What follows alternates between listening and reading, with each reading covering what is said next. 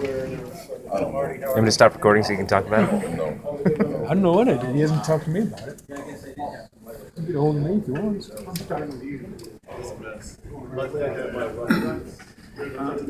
Well, Garrick, what do you think of PJ Fleck? I think he has a lot of energy, a lot of enthusiasm. It's about all I know about him is what you see on TV, every day. But that's about it. That's all I know. How much have you studied Minnesota so far? A lot, about all you could. This amount of time. I think they're doing a good job. I know the defensive coordinators at Arkansas before. They run a good scheme, play good ball.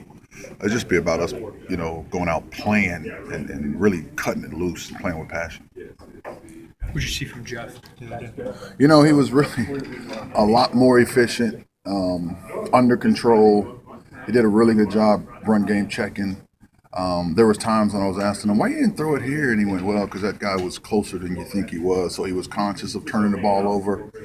But ultimately, one of them, the first one to Mikey, there was a line game. There was a defensive lineman running right at him, and he bailed out of the throw, threw it high.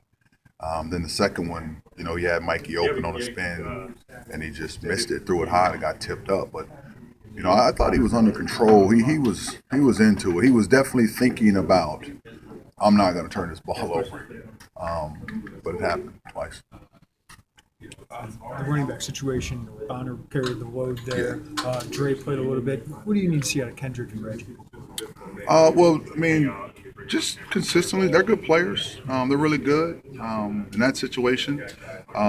Ray Vaughn's a physical runner. There wasn't much for him out there, but he kind of made some things happen on his own. But they're good. They're good kids. Kendrick is a very mature guy. Really good for us in the locker room.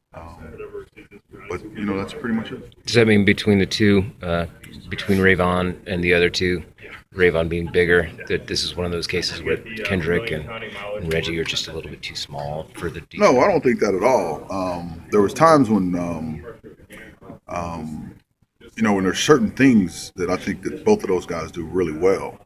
And when we're doing those things, you try to get a guy in that could do what he does best in that situation. I did question Reggie's focus early in the game, because he made a huge mistake. And he cut a defensive, linebacker on a play where we're throwing down the field. And I teach my kids, my two little boys, that if you're throwing deep, you can't cut because the guy will get up and sack the quarterback. And so that situation was a 3rd and long. We were throwing deep. You can't cut in that situation because we actually hit Mikey down there and would have had it 1st and goal to 8. And we get a 15-yard penalty to push it back to 3rd down and 25 on. I think that, little kids understand that you can't cut a linebacker on 3rd and 9 when you're trying to throw the ball deep down the field. So at that point, you start questioning, is he really locked in and ready to go? Because he's experienced enough to know better than that.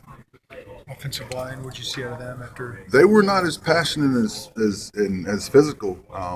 Now, there was a lot of movement going on out there. It was a totally different scheme than it was the week before. And I think they were hesitant coming off the ball. Larry missed a couple of movements. Larry missed a check right after that turnover. He was pass blocking. We're running the ball. We got a TFL. There was a time on that same drive, 3rd and 25, where we had Lewis and Ricky down the field. We had the protection moving towards Larry because we thought they would be pressuring from the boundary, and they did. And Larry didn't fan out there and get it. So just they're growing. They're talented. We did recruit the right people. They're going to be out there a long time for our program. They're big. They're strong. They just have to understand more about football and really recognize the situations that are going on. On that same note, do you have a message about patience for the fan base? Well, I think that I don't know that fans are interested in being patient. You wake up in the morning on Saturdays. We had a talk on Friday night before the game, and it was about us having one of the biggest alumni bases in the country. And I told him a story. I was in New York City and with my family this summer. I had my black eye hat on, and there was a guy in Times Square across the way that just saw my hat. And he yelled out ILL to me. And we were connected at that point. But there's a lot of people that are counting on this football team to give this program and our fan base and our alumni joy on Saturdays. And we talked about it Friday night, before the game. So I don't know that fans are built to be patient. They want to see, and they want to put their. I told them that my two sons wake up on Saturday mornings and they cannot wait to put their orange jerseys on and get to the game. And they'll say we lost, and they're down, and they don't even really know what's going on. But when people put the Illinois shirt on, that means something to them. And on Saturdays, they want their team to go out and play well and produce so that the weekend goes the right way. So I'm not, I don't have a message for them. The only message I have is we're going to keep pushing. We have a very young roster. I think we've shown that we have the ability to go recruit high-level talent into our program that are big and physical enough to help us win. I think our kids really need to just continue to learn more about football. But I think they're very talented, and I think these are the same guys that are going to be here for 3 or 4 years. And ultimately, freshmen turn into sophomores, and they turn into juniors, and then you end up dominant.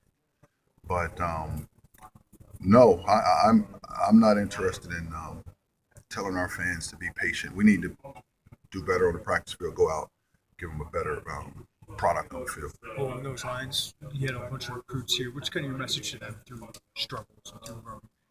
Well, they know what's going on. We got a lot of young guys out there. They know that we are not bringing guys here to sit on the bench. And guys that are big-time high school players, they want to go play.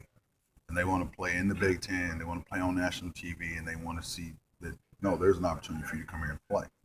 And I think that, they see that. That's our message to them, that we bring you here to play. And if you're ready, if you're big enough and strong enough, and you can protect yourself, and you have the ability to learn what to do, that you'll get the opportunity to play.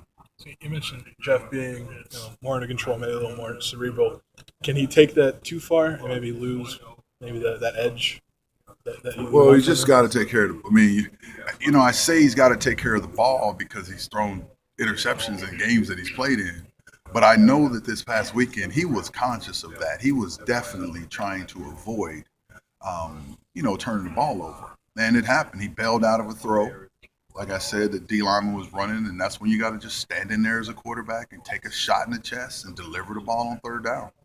And he ducked from it, and the ball went high on him. And then the other one, to Mikey, Mikey was on his left side. He just didn't get himself open enough to hit him. But it was one of those where in an 11-point game, we get the ball after halftime, we get it on the 15-yard line, we drive it down, I think, to about the 25-yard line. It's third down and 9. We got Mikey matched up. We thought it would be man in that situation. It was man coverage. We put Mikey in a spot where he was going to be competing with somebody we thought we had an advantage. Mikey beat him. He probably would have had room to run, and the ball was slightly overthrown. So it's the second week in a row that, you're in a 11-point game with the ball in the scoring zone in the third quarter, and then something bad happens. So it seems like we're further away than we are. But my message to the players, if they keep pushing, at some point that play is going to go our way. And Mikey's going to get that ball and run in the end zone. And now the whole momentum of the game changes. They just got to keep, working and keep pressing towards